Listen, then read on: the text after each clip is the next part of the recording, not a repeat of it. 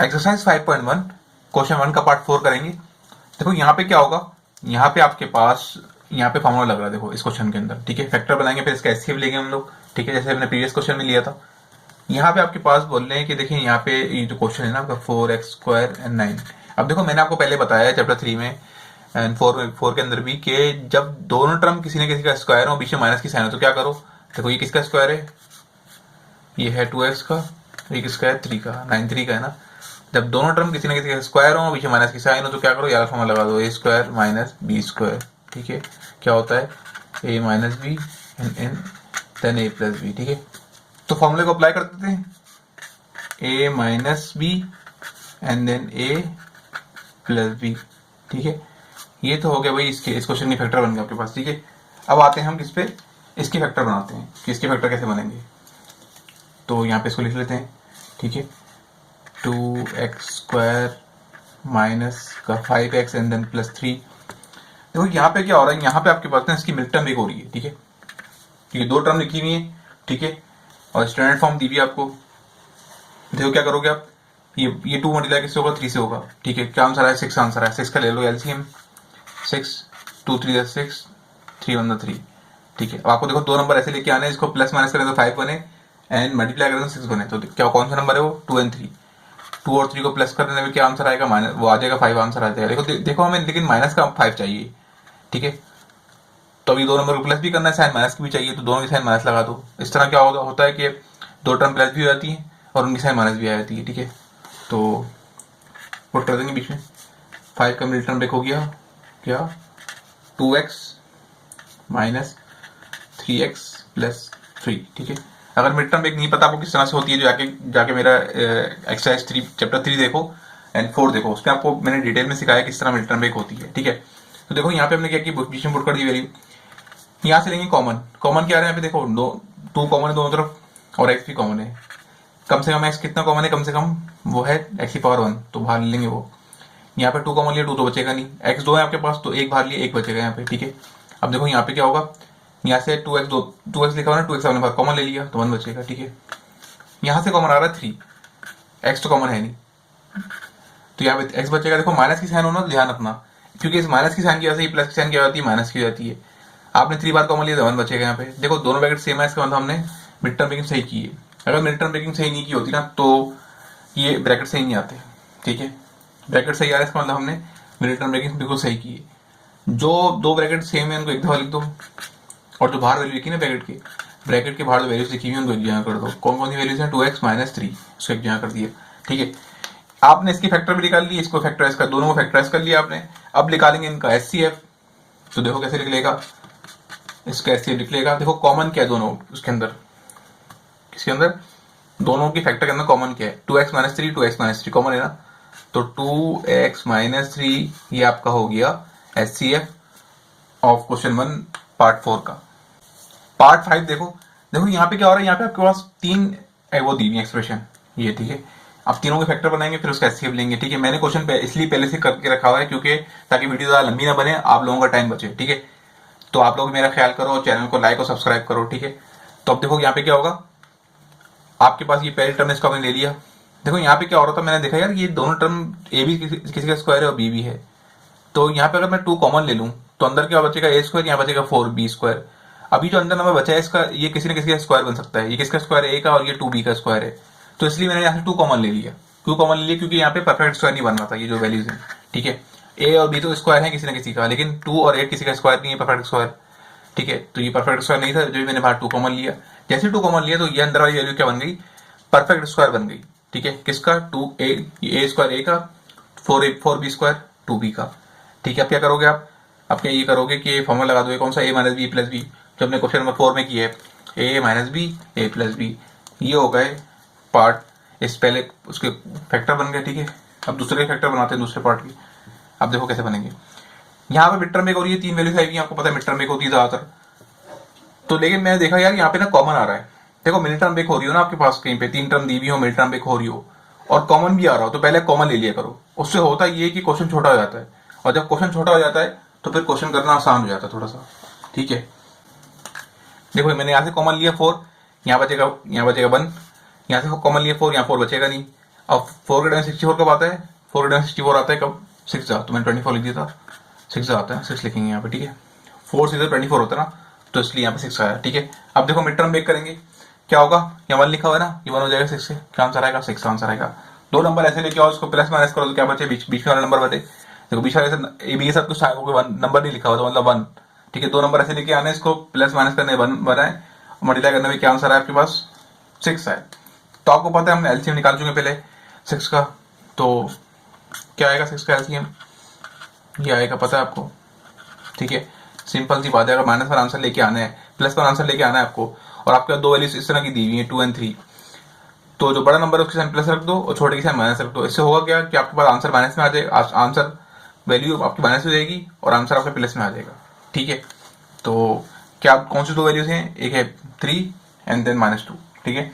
3, और देखो यहाँ पे मैंने 2 पहले लिखा हुआ है, 3 बाद में लिखा हुआ है, और यहाँ पे 3 पहले लिखा हुआ है, 2 बाद में लिखा हुआ है। तो मर्जी है, चाहो तो आप 2 पहले लिख के 3 बाद में लिख के भी कर सकते हो, आंसर सेम आएगा। देखो मैंने बीच में पुट कर दिया, ठीक है। 3 के साइन प्लस, 2 के साइन माइनस, क्योंकि हमें प्लस 1 चाहिए ना, इसलिए बड़े नंबर के साइन प्लस रखी हमने। अब देखो यहाँ से क्या हो रहा है, यहाँ पे कॉमन आ रहा है। क्या कॉमन आ रहा है? देखो मिड टर्म ब्रेक नहीं आती तो जाके चैप्टर 3 देखो, आपको डिटेल में गाइड किया, उसके अंदर डिटेल में समझाया, आपको समझ में आ जाएगा किस तरह मिड टर्म ब्रेक होती है। यहाँ पे कॉमन क्या आ रहा है? ए कॉमन आ रहा है, तो ले लिए कॉमन। यहाँ पे 2 ए ना आपके पास, तो ए के बचेगा। यहाँ पे यहाँ से ए निकाला तो कितना बचेगा? 3 भी बचेगा। यहाँ से देखो नंबर भी कॉमन आ रहा है, कौन सा नंबर? 2 कॉमन आ रहा है, ठीक है। 2 के डेल में 2 भी आता है, 6 भी आता है, तो 2 कॉमन ले लिया। अल्फाबेट कौन सा कॉमन है? अल्फाबेट कॉमन है बी, तो बी बार लिख दिया। कम से कम पावर कितनी है? 1, तो बी की पावर 1 कॉमन ली, ठीक है। यहाँ से हमने 2 भी कॉमन लिया, तो ये बचेगा, ठीक है। अब देखो ये माइनस की साइन है ना, ये माइनस की साइन है, तो ये वाली माइनस की साइन है, इस माइनस की वजह से प्लस की हो जाएगी। ये ध्यान रखना, पिछले क्वेश्चन में मैंने कहा था आप लोगों को कि माइनस साइन की वजह से वाली साइन जो होती है बीच वाली साइन वो चेंज हो जाती है, ठीक है। ताकि जब ब्रैकेट ओपन होगा ना, तो आपके पास देखो आंसर वापस माइनस में आएगा, माइनस प्लस माइनस, ठीक है। अगर आप अंदर माइनस साइन पुट कर दोगे तो माइनस माइनस तो प्लस हो जाएगी, वो क्वेश्चन तो माइनस में है, तो इसलिए अगर बाहर माइनस साइन हो तो बीच वाली साइन को क्या करो? चेंज कर दो, ठीक है। अब 2 के डेल में 6 कब आता है? तो 3 6 आता है। यहाँ पे भी 2 है आपके पास, आपने एक बाहर लिया तो एक बचेगा। दोनों ब्रैकेट सेम है, इसका मतलब हमने बिल्कुल सही किया है, ठीक है। Mid term break. अब देखो दो वैल्यू, दो ब्रैकेट दो दफा लिखे हुए होंगे, एक दफा लिख देंगे। जो ब्रैकेट के बाहर वैल्यू लिखी हुई ना, ये ए एंड -2 भी, इसको एक ब्रैकेट में कर देंगे। ये हो गया आपका, इसका जो दूसरी एक्सप्रेशन है उसका फैक्टर आ गया हमारे पास। यहाँ पे देखो, यहाँ पे क्या होगा? ये आपका पार्ट नंबर, ये इसका पार्ट 3 है। अब देखो इसमें भी मिड टर्म ब्रेक हो रही है, ठीक है, लेकिन मैंने देखा यार कॉमन आ रहा है। क्या कॉमन आ रहा है? 2 कॉमन आ रहा है। 2 के टेबल के अंदर 2 भी आता है, 12 भी आता है, 16 भी आता है, तो मैंने कॉमन ले लिया। अगर आप ये नहीं करोगे तो तब भी मिड टर्म ब्रेक इसकी हो जाएगी, लेकिन बहुत कॉम्प्लिकेटेड हो जाता है क्वेश्चन, ठीक है। मिड टर्म ब्रेक करना में काफी टाइम लग जाता है। अगर एक्सप्रेशन के अंदर आपके पास कॉमन आ रहा हो, 3 वैल्यू लिखी हो आपके पास, और उनमें से अगर कॉमन आ रहा हो कुछ, तो कॉमन ले लो, ठीक है। देखो मैंने यहाँ से 2 कॉमन लिया, यहाँ पे 2 बचेगा। 2 के टेबल के अंदर से 12 कब आता है? 6 आता है, 6 बचा। अब 2 के टेबल के अंदर 16 कब आता है? 2 8 16 आता है, 8 बचा। यहाँ पे देखो क्या करेंगे? मिड टर्म ब्रेक करेंगे। यहाँ 1 लिखा हुआ है ना, ये 1 हो जाएगा किससे? 68 से। इसका आंसर आएगा, देखो कुछ नहीं लिखा होता ना, 1 लिखा होता है यहाँ पे, ठीक है। तो आपके पास 8 आ गया ना, 8 कैल्शियम ले लो, 2 4 जा, ठीक है, 2 2 जा, 2 1 जा, ठीक है, ये आपका कैल्शियम आ गया। अब आपको दो नंबर ऐसे लेके आने, इसको प्लस माइनस करें तो क्या आंसर आए? 6 आए, और मल्टीप्लाई करें तो क्या आंसर आए? 8 आए आपके पास। तो कौन से नंबर है? एक 2 है और एक 4 है। देखो अगर अपर से आप 2 और 2 का पेयर बनाओगे तो क्या आएगा? 4, या नीचे 2 कॉल 2 लोगे तो मल्टीप्लाई क्या हो जाएगा? 8, और इसको माइनस करेंगे, और इसको अगर माइनस कर देते हैं, प्लस कर देते हैं, तो 6 आ जाएगा। लेकिन हमें देखो माइनस का 6 चाहिए, देखो हमें चाहिए किसका 6? माइनस का 6 चाहिए, तो हम दोनों नंबर की साइन माइनस रख देंगे, क्योंकि माइनस माइनस लगाने से क्वेश्चन प्लस भी हो जाता है, और जो एक्सप्रेशन है प्लस हो जाती है, क्योंकि उसकी साइन जो है माइनस की आती है, ठीक है।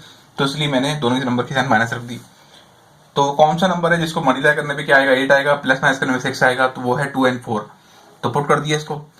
अब देखो यहाँ से कॉमन क्या आ रहा है? यहाँ से कॉमन आ रहा है, ए बाहर लिया। यहाँ पे दो ए ना आपके पास, एक बचेगा, यहाँ पे एक है, यहाँ 2 भी बचेगा सिर्फ। यहाँ से देखो क्या कॉमन आ रहा है? यहाँ से देखो 4 कॉमन आ रहा है, क्योंकि 4 के टेल में 2 वो भी आता है, ये 4 भी आता है, 8 भी आता है, और बी कॉमन आ रहा है। बी की कम से कम पावर कितनी है? 1, तो 1 बाहर आ जाएगी। यहाँ से आपने 4 भी कॉमन लिया, तो ये बचेगा। यहाँ पे देखो माइनस की साइन है ना, ये प्लस की साइन क्या हो जाएगी? माइनस की हो जाएगी, ठीक है। अब 4 डेल 8 कब आता है? 4 2 8 आता है। बी यहाँ पे 2 है, आपने एक बाहर लिए तो एक बचेगा, ठीक है। दोनों ब्रैकेट सेम आए हैं, इसका मतलब हमने बिल्कुल सही किया है भाई, ठीक है। जो ब्रैकेट 2 दफा लिखे हुए हैं उनको एक दफा लिख दो, जो ब्रैकेट के बाहर वैल्यूज लिखी हुई ए और -4 भी उसको एक जगह कर दो। तो ये हो गया आपके पास एक्सप्रेशन 3 की फैक्टर ही बन गया हमारे पास, ठीक है। अब देखेंगे इसका एचसीएफ कैसे निकालना है। देखो एचसीएफ के लिए आप करोगे क्या, देखोगे कौन सी टर्म जो है तीनों के अंदर कॉमन है। पहले ब्रैकेट देख लेते हैं, ठीक है। ब्रैकेट जो कॉमन है वो आपके पास है, देखो ये a minus two B, A minus two B यहाँ भी आ रहा है, ए माइनस टू बी यहाँ भी आ रहा है, तो ये तीन, ये ब्रैकेट कॉमन है, ए minus two B, A minus two B, A minus two B, ये कॉमन है तो ले लिया बार कॉमन, ठीक है। अब देखो अगर एक के बाद लिखा हुआ है 2 फिर 4 फिर 2, अगर मैं इसको इस तरह बताऊं जैसे आपने पहले वाले क्वेश्चन में आपको बताया था, ठीक है, जो इसके पार्ट 1 से लेकर 3 तक जो क्वेश्चन है, अगर मैं इसको ऐसे लिखे, पहले जो हमारे पास वो नहीं थी ना टर्म, उसके जो फैक्टर आए थे उसको लिखते हैं 2, दूसरे में क्या बना 4, तीसरे में क्या बना 2। अगर मैं इस 2 को ब्रेक कर लेता हूँ, ठीक है, 2 इंटू 2 एंड 2, तो 2 का एक पेयर बन गया, ठीक है। तो इसलिए मैंने यहाँ 2 लिया बार कॉमन, ठीक है। अगर ये नहीं समझ में आ रहा तो जाके प्रीवियस वीडियो देखो, और जिसमें पार्ट 1 और 3 के अंदर यही काम हो रहा है, ठीक है। ये वैल्यू बड़ी थी ना, तो मैंने क्या किया, इसको ब्रेक कर दिया, इसके फैक्टर बना लिए 2 के और मजीद। अब देखो तीनों टर्म के अंदर 2 आ रहा है, तो 2 का एक पेयर बन गया, ठीक है। जो भी चीज आप कॉमन लेना चाहोगे एचसीएफ में, तो वो तीनों के पास होनी चाहिए, ठीक है। अगर नहीं समझ में आ रहा तो पार्ट 1 और पार्ट 3 देखो, आपको समझ में आ जाएगा क्वेश्चन बन के, ओके। पार्ट 4 देखो पार्ट 4 के अंदर क्या होगा, यहाँ पे आपके पास देखो 3 टर्म नहीं है ना, दो टर्म है, बल्कि आपके पास 4 टर्म्स हैं। तो 4 टर्म्स है तो क्या होता है, 4 टर्म्स होती है तो अलजेब्रा के अंदर उसको हम सॉल्व करते हैं बाय सिंथेटिक डिवीजन, जो कि मैंने ये किया हुआ है, ठीक है। अगर ये नहीं समझ में आ रहा आपको तो आई होप आपने शायद चैप्टर नंबर 4 पढ़ा नहीं होगा, तो चैप्टर 4 पढ़ो जाके, ठीक है। तो ये क्वेश्चन आप खुद भी कर सकते हो सॉल्व, ठीक है, क्योंकि ये जो चैप्टर है ना, जो 5 है, ये तो मतलब 3 और 4 का जो है ना वो है मिलाप है, मिक्सर है। इसमें 3 और 4 में जो आपने क्वेश्चन पढ़े हैं वो भी इसके अंदर ऐड हुए हैं, ठीक है। एक तो एक्सरसाइज के अपने, इस चैप्टर 5 के अपने क्वेश्चन भी ऐड हुए हैं इसके अंदर, दूसरा 3 और 4 के भी क्वेश्चन ऐड हुए हैं, क्योंकि आप 3 और 4 पढ़ के आओगे इस चैप्टर को पढ़ने, तो आपको ये आसान लगेगा, ठीक है। हो सकता है आप काफी क्वेश्चन इसके खुद भी कर लो। देखो मैंने ये किया, जब 4 टर्म होती ना, तो हम क्या करते हैं, देखते हैं कांस्टेंट नंबर कौन सा है। कांस्टेंट मतलब जिसके साथ वो नहीं लिखा हुआ, अल्फाबेट नहीं लिखा हुआ, तो कौन सा नंबर है वो 1 है। अब लिखेंगे यहाँ पे लिखा, पहले इसको लेट करिए, लेट पी ऑफ एक्स, ठीक है, ऐसे लिख लिया। अब लिखेंगे फैक्टर्स ऑफ 1 आर, ठीक है। मैं कोशिश करता हूँ समझाने की अच्छे से, ठीक है। अगर नहीं समझ में आया आपको फिर भी ये, तो जाके चैप्टर नंबर 4 देख लेना, ठीक है। देखो 1 के फैक्टर कौन कौन से हैं, यानी 1 जो है किसके टेल में आता है उसका मतलब होता है फैक्टर। भाई 1 तो अपने टेल में आता है खाली, तो जिसके 1 के टेल में बना आता है ना, तो उसके साथ लगा देंगे प्लस माइनस, ठीक है। ये होता है इसके अंदर, रिमाइंडर थ्योरम कहलाता है ये क्वेश्चन। अब देखो अब क्या करोगे, अब आप पुट करोगे क्या, क्वेश्चन के अंदर पुट करोगे वैल्यू, पहले 1 -1 पुट करोगे, फिर +1 पुट करोगे, ठीक है। क्यों करेंगे बताता हूँ अभी। पहले हमने -1 पुट कर दिया, जहां भी क्वेश्चन में एक्स लिखा वहां क्या आ जाएगा, -1 -1 -1, ठीक है। अब देखो 1 का क्यूब क्या होगा, -1, ठीक है। अंदर नंबर नेगेटिव है, बाहर पावर ऑड है, तो आंसर कैसा आएगा, नेगेटिव आएगा। अंदर नंबर नेगेटिव है लेकिन बाहर पावर इवन है, तो आंसर पॉजिटिव आएगा, ठीक है। +-1 ऐसे आ गया एंड 1+1 ऐसे आ गया। देखो ये प्लस का 1 कैंसिल हो गया, इससे प्लस माइनस कैंसिल हो गया, 1 0 आंसर आया। अब अगर मेरा आंसर 0 नहीं आता तो फिर मैं क्या करता, फिर +1 पुट कर देखता, ठीक है। इस तरह करना होता है ऐसे रिमाइंडर थ्योरम में। तो देखो अब मेरे पास क्या पुट करके ये आंसर आया 0, -1 पुट करके आया ना, तो हम यहाँ लिखेंगे x+1 इज अ फैक्टर। मैंने बताया था उस क्वेश्चन के अंदर कि अगर कोई वैल्यू माइनस पुट करके आ रही हो तो यहाँ प्लस में लिख दो, और प्लस पुट करके आ रही हो तो माइनस में लिख दो, ठीक है। सिंपल इसका तरीका ये भी है कि आपने लिखा ना x-1, इसको सोचो अगर मैं -1 को इक्वल टू इस तरफ लेके आता हूँ तो -1 क्या हो जाएगा, +1 हो जाएगा, बस ये समझ लो। इस वजह से x+1 आया, ठीक है। और सिंपल टेक्निक ये भी है कि माइनस पुट करके आंसर आ रहा हो तो प्लस लिख दो, प्लस पुट करके आंसर आ रहा हो तो माइनस लिख दो। Is a factor of this, किसके, इसके फैक्टर ही। अब देखो सॉल्व करेंगे इस क्वेश्चन को किससे, सिंथेटिक डिवीजन से। ये जो मेथड है ये कहलाता है सिंथेटिक डिवीजन, ठीक है। थोड़ा मुश्किल नाम है। देखो इसमें करना क्या होता है, इसमें आप यहाँ पहले ऐसे ब्रैकेट बनाए, लाइन बनाओगे ऐसे करके इस तरह से, ठीक है। उसके बाद आप क्या करोगे, किस नंबर को पुट करके आंसर 0 आया है, -1, तो -1 यहाँ लिख दोगे, ठीक है। अब ये क्या चीज है, देखो इस क्वेश्चन के अंदर जहां भी x की वैल्यू है ना, x की जो कोफिशिएंट है वो यहाँ पे लिख देना। यानी x2 क्या है, क्या लिखा हुआ है, कुछ भी लिखा हो तो 1 लिख दो, अगर 2 लिखा हो तो 2 लिखते थे, ठीक है। x के आगे जो भी लिखा होती है ना, जो वैल्यू लिखी होती है वो कहलाती है उसका कोफिशिएंट। तो इस x3 का कोफिशिएंट क्या है, 1, इन सब का कोफिशिएंट 1 है, तो 1 आ गया, ठीक है। अब देखो सिंथेटिक डिवीजन करते किस तरह से, ये भी चैप्टर 4 में पूरा सिखाया है, ठीक है। यहाँ भी कोशिश करता हूँ और अच्छे से सिखाने की। अगर नहीं समझ में आया जगह चैप्टर नंबर 4 देख लेना। देखो पहले नंबर ऐसे ही उतार देते थे, उतार दिया। अब ये जो वन है ना, इससे मल्टीप्लाई होगा, वन वन सा क्या आंसर आएगा, प्लस माइनस माइनस वन। यहाँ इन दो इससे और इसको मल्टीप्लाई कर जो आंसर आएगा ना, उसको यहाँ ऊपर पुट कर देना, नीचे पुट कर मत पुट कर देना, ठीक है।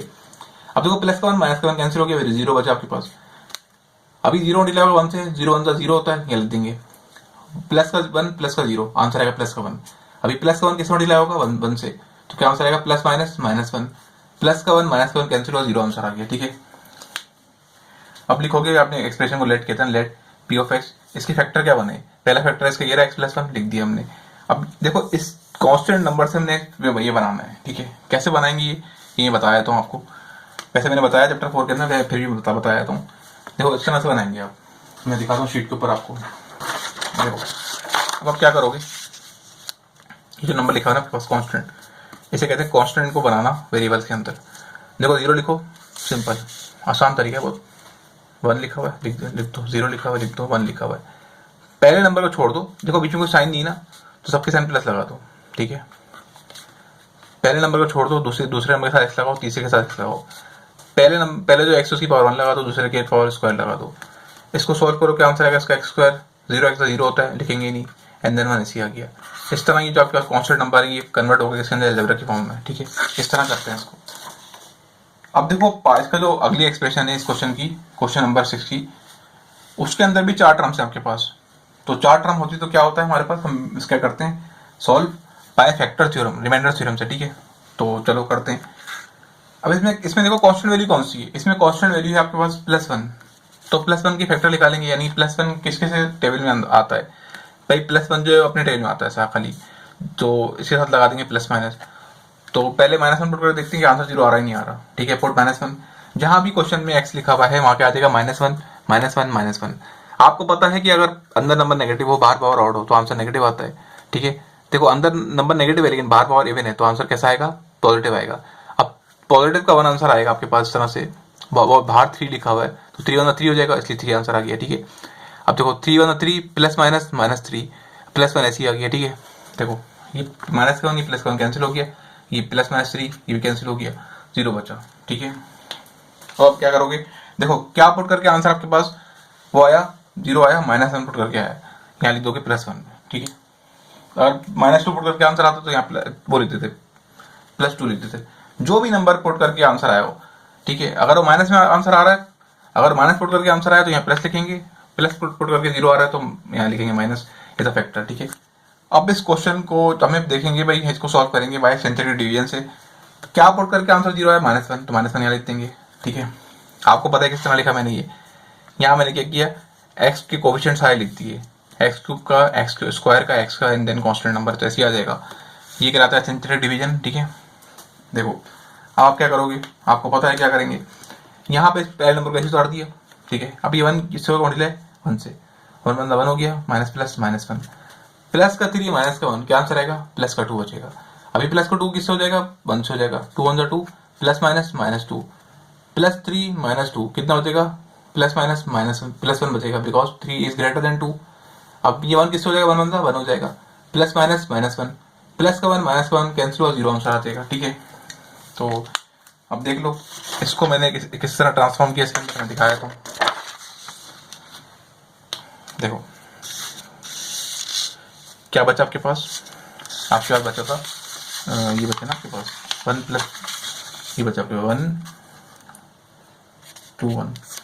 मैंने क्या कहा था आपके पास, अगर इसमें साइन नहीं है ना तो प्लस प्लस लगा दो, अगर जैसे लेट्स सपोज यहाँ माइनस लगा होता तो मैं माइनस लगाता यहाँ पे, तो कोई साइन नहीं, प्लस लगा देंगे, ठीक है। देखो पहले नंबर को ऐसे छोड़ दो, दूसरे के साथ ऐसा लगा दो, तीसरे के साथ ऐसा लगा दो, तो पहला एक्स उसकी पावर वन लिख दो, दूसरे की पावर स्क्वायर लिख दो, थोड़ा सिंप्लीफाई कर लेते हैं, X square two X plus one, तो ये हो गया आपके पास इस तरह ट्रांसफॉर्म, कांस्टेंट नंबर इस तरह ट्रांसफॉर्म कर दी अलजेब्रा की फॉर्म में, ठीक है। तो देखो अब क्या करोगे आप, अब यहाँ पे देखो मिड टर्म एक हो रही है, यहाँ पे क्या लिखा हुआ है, एक्स के बाद वन लिखा हुआ है, तीन टर्म है ना आपके पास, जब तीन टर्म होती है तो क्या होता है, मिड टर्म एक होती है, ठीक है। मिड टर्म एक कर देते हैं इसकी, देखिए जी अब क्या होगा, ये वन यहाँ लिखा हुआ है वन वन वन सा वन आंसर आएगा, दो नंबर ऐसे लेके आने, मल्टीप्लाई करने वन आए और प्लस माइनस करने में टू आए, तो कौन से नंबर है, तो वो है वन और वन। वन और वन को क्या करोगे, प्लस करोगे तो क्या आंसर आएगा, टू आ जाएगा, और क्या करोगे मल्टीप्लाई करोगे तो क्या आंसर आएगा, वन वन वन होता है, ठीक है। तो वन वन वन हो जाएगा, तो कौन से नंबर है, वन एंड वन होगा। अब देखो ऐसे लिखना तो अजीब से लगता है ना, one x plus one x तो इसलिए मैंने खाली एक्स दिया, ठीक है। प्लस करो, देखो 2x आ रहा है ना, इसका मतलब सही किया हमने, ठीक है। अब देखो यहाँ से कॉमन क्या आ रहा है, यहाँ से कॉमन आ रहा है एक्स कॉमन आ रहा है, 2x है, एक छोटा वाला बाहर लेंगे तो लिख दिया, यहाँ पे 2x है, एक्स बचेगा, यहाँ पे x है तो 1 बचेगा। यहाँ से कुछ कॉमन नहीं है। मिडिल टर्म ब्रेकिंग के अंदर याद रखो, जब भी कुछ कॉमन ना आ रहा हो ना तो 1 कॉमन ले लो बाहर, 1 ले लो, 1 लिख दो बाहर, और जो वैल्यू लिखी है ना ये दोनों x+1 ऐसे लिख दो, ठीक है। क्योंकि 1 लेने से क्या होता है, जब आप इस ब्रैकेट को खोलोगे ना तो वापस ही आंसर आ जाएगा आपके पास, ठीक है। अब देखो क्या करोगे आप, जो ब्रैकेट 2 दफा लिखी है उनको 1 दफा लिख दोगे, जो ब्रैकेट के बाहर वैल्यू से उनको 1 जगह कर दोगे, ठीक है। अब जरा गौर से देखिए आप कि यहाँ पे जो है इसका मैं एचसीएफ निकाल दूँ, अगर दिखाऊंगा आपको एचसीएफ निकाल के, तो निकालते हैं, जगह नहीं है यहाँ निकाल लेता हूँ, ठीक है। एचसीएफ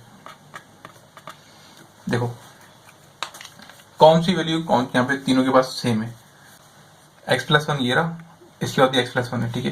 तो x+1 क्या हो जाएगा, दोनों के पास कॉमन है ना, तो पेयर बन गया, तो एक पेयर का एक पेयर लिख देते हैं यहाँ पे। आपको पता है 2 नंबर का पेयर बनता है इस तरह, तो वो 1 कहलाता है, ठीक है। ये पेयर बन गया 2 का, ठीक है। अब देखो यहाँ पे देखो, अगर देखो ना तो ये 2 बार लिखा हुआ है, तो इस समय कंसिडर नहीं है। हम देखेंगे भाई पेयर किसका बनना है, ठीक है। इसको समझने के लिए आप क्वेश्चन इसके जो पार्ट 1 और 2, 3 है वो देख लो, तो आपको समझ में आ जाएगा। देखो लेट्स सपोज ऐसे लिखा हुआ है, नंबर लिखे हैं आपके पास, 2 लिखा हुआ है, 2 लिखा हुआ है, 2 लिखा हुआ है, और एक जगह पे 2 एक्स्ट्रा भी आ रहा है, तो इसको छोड़ देंगे हम। देखेंगे यहाँ पे 3 का पेयर बनना है, तो ये आपका 2 क्या कहलाएगा, एचसीएफ कहलाएगा। अब अगर यहाँ पे बाकियों के पास भी 2 लिखा हो, दूसरी बार लिखा होता, ठीक है, दोबारा लिखा होता दूसरा पेयर, तो हम दूसरा पेयर ही बना देते 2 का, ठीक है। अगर ये x+1 यहाँ पे भी लिखा होता, ठीक है, इसके बाद 2 दफा लिखा होता, इसके बाद 2 दफा लिखा होता, तो हम क्या करते, हम फिर लिखते 2 दफा लिखते x+1। लेकिन यहाँ पे 1 बार है, यहाँ पे 2-3 बार हो, यहाँ 1000 बार हो, हम लिखेंगे 1 बार वाला काउंट करेंगे, 1 बार वाला पेयर बनाएंगे, ठीक है। आगे चाहे जितने भी नंबर हो, ठीक है। कोई आपको क्वेश्चन दिया हुआ है उसके अंदर ऐसा हो रहा है कि आपके पास 2 लिखा हुआ है, ठीक है। अब इसके पास 2 लिखा हुआ है 50,000 दफा, तो उसको काउंट नहीं करेंगे, देखेंगे तीनों के पास कौन सा नंबर कॉमन है, 2 कॉमन है ना एक दफा, तो बस 1 दफा पेयर बना लेंगे 2 का, इसलिए हमने x+1 लिखा 1 दफा, ठीक है। कंफ्यूज ना होना, यहाँ पे 3 दफा दिए हुए, यहाँ तो 1 दफा दिया हुआ है, तो 1 दफे वाले को नोट करेंगे, बाकी 2 को नहीं नोट करेंगे, क्योंकि इसके पास दोबारा नहीं आ रहा x+1। अगर इसके पास 2 दफा लिखा होता ना तो फिर ये तीनों काउंट हो जाते हैं, तीनों लिख देते हैं हम लोग, x+1, ठीक है। दोनों के बाद एक बार तो आ रहा है ना, इसलिए x+1 लिखा। आई होप आपको समझ में आया होगा ये इसके पार्ट 1 के सारे क्वेश्चन। अगर कुछ नहीं समझ में आया तो मुझसे कमेंट में पूछ सकते हो आप, मैं इंशाल्लाह जवाब दूंगा।